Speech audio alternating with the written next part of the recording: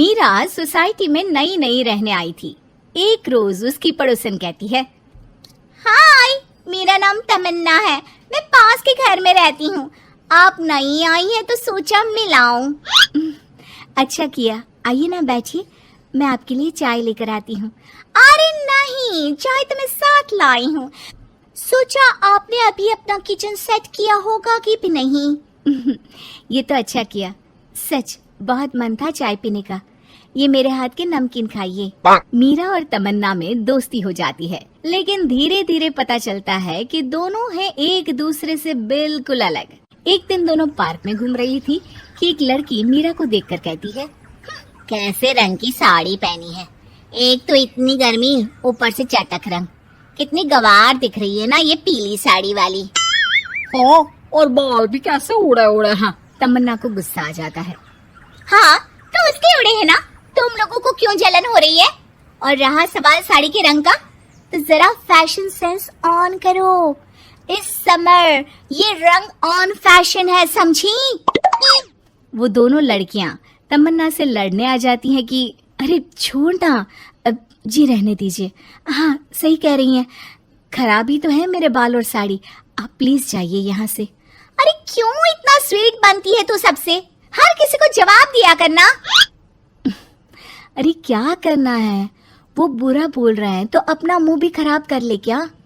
ऐसा नहीं होता है, किसी की बुरी बात सुनने का मतलब है कि वो लोग सही बोल रहे थे। अरे किसी के बोलने से क्या होता है, हम क्यों अपना मुंह खराब करें? खैर, मीरा शांति से रहती, बच्चों को देखती खिलाती। उसका पति काम के सिलसिले से हमेशा बाहर ही रहता था, तो वो कोशिश करती कि उसके बच्चों को किसी भी चीज की कमी ना हो। एक रोज सास कहती है, अरे सारा दिन बच्चों में लगी रहती है। पता है बेटा यहाँ नहीं रहता मेरा, लेकिन मजाल है कि ये मेरा ख्याल रख ले। माफ करिए माँ जी, वो मयंक को स्पीच थेरेपी दिलाने ले गई थी, मैं अभी आपकी चाय बना देती हूँ। अरे चाय नहीं चाहिए, चाय पिला पिला कर मार दे तू। तेरे बाप ने बोला था कि शादी के वक्त 2 लाख देने के लिए, अभी तक 1 लाख दिए हैं, बाकी के पैसा कब देगा? बच्चे हो गए लेकिन दहेज पूरा नहीं दिया। माँ जी, वो पैसे उन्होंने मयंक के पापा को बिजनेस लगाने में जो मदद की थी ना, उसमें दे दिए थे। अरे वाह जी वाह, उसमें तो देना ही पड़ेगा ना, वो तो अलग से पैसे थे। तू रोज खाती है पीती है, उसके पैसे कहाँ से आएंगे? और ये तेरे बच्चे। तभी मीरा को गुस्सा आ जाता है।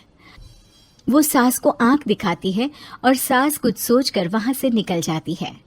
तभी वहां मीरा की दोस्त आ जाती है। क्या कह रही थी? कौन से पैसे ले लिए तेरे पापा ने? मीरा मुस्कुरा देती है। अरे वो पुराने लोग हैं ना, अपने तरीके से सोचते समझते हैं, छोड़ ना। और बता कैसे आना हुआ? अरे तेरा कुछ नहीं हो सकता, मेरी सास होती ना तो ऐसा मुंह तोड़ जवाब देती कि देखती रह जाती। मीरा मुस्कुरा देती है। मीरा सारा दिन घर का काम करती, शाम को तमन्ना के साथ अपने बच्चों को लेकर पार्क में जाती, जहां दोनों के बच्चे मिलजुल कर खेलते। अच्छा तमन्ना, मैं कुछ दिन बिजी रहूंगी, हस्बैंड आ रहे हैं ना, तो अगर मैं ना आ सकूं तो तुम आ जाना बिना कुछ सोचे। मीरा घर आ जाती है जहां पति पहले से ही मौजूद होता है। तो मोहतरमा, वक्त मिल गया पति के लिए? अरे आप तो कल आने वाले थे ना? हाँ, लेकिन सरप्राइज देने की सोचा तुमको। कहाँ गए थे बच्चों के साथ? अरे बस पार्क तक गई थी बच्चों को खिलाने के लिए। वैसे अगर आपने सरप्राइज नहीं दिया होता तो मैं कुछ स्पेशल बनाती आपके लिए। अरे तुम्हारे हाथ की तो सिंपल दाल भी स्पेशल होती है। कुछ भी बना लो मीरा। मीरा का पति उससे बहुत प्यार करता था, वो उसे समझता था, लेकिन कभी कभी उस पर गुस्सा भी हो जाता था। अरे घर पर कोई है? कहाँ है मीरा? तभी तमन्ना के कान में मीरा के पति की आवाज आती है। यार बच्चे बच्चे, हमेशा तुम्हारा ध्यान बच्चों पर रहता है। चलो ठीक भी है, लेकिन मेरा भी तो सोचो। तुम्हें कौन सी शर्ट साफ करने को कहा था और तुमने कौन सी कर दी? यार पता नहीं ध्यान कहाँ रहता है तुम्हारा। जरा सी भी स्मार्टनेस नाम की चीज नहीं है, न बोलना आता है न समझना। मुझे आपने सफेद शर्ट साफ करने को कहा था, ये सफेद ही तो है। अरे पागल औरत, मुंह से सफेद निकल गया होगा, ये नीली करनी थी। लेकिन तुम खुद की अकल लगाओ तब ना पता चले कि कौन सी करनी है। तमन्ना बाहर खड़ी सब सुन रही थी। उसने वहां से निकल जाने में ही भलाई समझी, लेकिन अगले रोज पार्क में। देखो, मुझे गलत मत समझना। मैं ये नहीं कह रही हूँ कि तुम अपने पति से लड़ो या उसका मुंह तोड़ दो, लेकिन अपनी बात रखना तो सीखो। जमाना ऐसा नहीं है कि कोई किसी को कुछ भी सुना दे और अगला चुप रहे। चुप रहना ठीक है, लेकिन एक लेवल तक। मैं समझ रही हूँ तमन्ना, लेकिन मेरा नेचर कभी रहा ही नहीं। हाँ, मुझे भी गुस्सा आ जाता है, लगता है गलती कहाँ है, पर समझ में ही नहीं आता कि बोलूं क्या। खैर, बात आई गई हो जाती है। एक दिन मीरा के घर में बैठ तमन्ना और मीरा चाय पी रहे होते हैं कि वहां मीरा का बेटा रोते हुए आता है। मीरा घबरा जाती है। क्या हुआ बेटा? बेटे का रो रो कर बुरा हाल होता है। वो सिसकियां भर रहा होता है। क्या हुआ बेटा, कुछ तो बताओ। तभी पीछे से मीरा की बेटी भी आ जाती है। क्या हुआ भाई को बेटा? माँ, नीचे एक अंकल ने उसकी हंसी उड़ाई, उसे तोतला बोला। मीरा को बेटी की बात सुनकर गुस्सा आ जाता है। वो दौड़कर पार्क में बेटी के साथ जाती है। तमन्ना भी मीरा के पीछे जाती है। कौन थे अंकल? हाँ, वो लाल शर्ट वाले। क्या आपने मेरे बेटे को तोतला बोला? हाँ, क्योंकि वो तोतला रहा था। तोतला कहीं का। मीरा गुस्से से लाल हो जाती है और जोर जोर से चिल्लाने लगती है। मजाक समझा है क्या? किसी बच्चे के तोतलेपन को दूर करने के लिए माँ कितनी मेहनत करती है। मैं रोज उसे सबके सामने बोलने के लिए प्रेरित करती हूँ। बड़ी मुश्किल से मेरे बेटे ने बोलना सीखा है, उसे भी चुप करा दिया आपने। क्यों? मुझे माफ कर दीजिए। आपका बच्चा होता तो क्या उसका भी आप ऐसे ही मजाक उड़ाते? देख लीजिए मिस्टर, साफ बता दे रही हूँ, भूल से भी मेरे बच्चों का मजाक उड़ाने की कोशिश की तो बहुत ज्यादा बुरा हो जाएगा। तमन्ना दूर खड़ी मीरा का ये रूप देख रही होती है। वो समझ जाती है कि एक औरत के अंदर की शेरनी तभी जगती है जब उसके बच्चे को कुछ कहा जाए।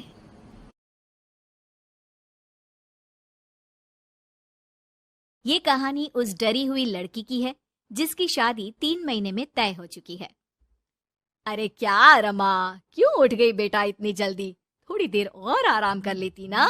नहीं माँ, ठीक है, कोई बात नहीं। ये बताओ, चाय के साथ नाश्ते में क्या लोगी? अरे कैसी बात कर रही है रमा, कल तक तो तू ऑर्डर दिया करती थी कि ये खाना है वो खाना है, आज तू हमें पूछ रही है, क्यों बेटा?